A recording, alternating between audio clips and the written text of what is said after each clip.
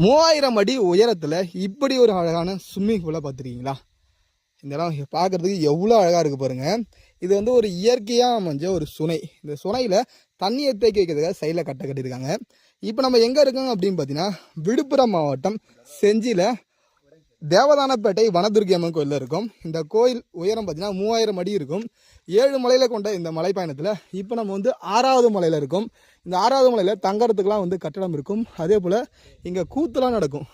அது மட்டும் இல்லாமல் இங்கே 2 சுனை இருக்கும். அந்த சுனை வந்து குடிநீர் சுனை, இந்த சுனை வந்து குளிக்கிறதுக்கான சுனை. அதாவது இந்த இடத்துல வந்து இயற்கையாக மழை பெய்கிற மழை நீர்லாம் வந்து இந்த இடத்துல தங்கும்.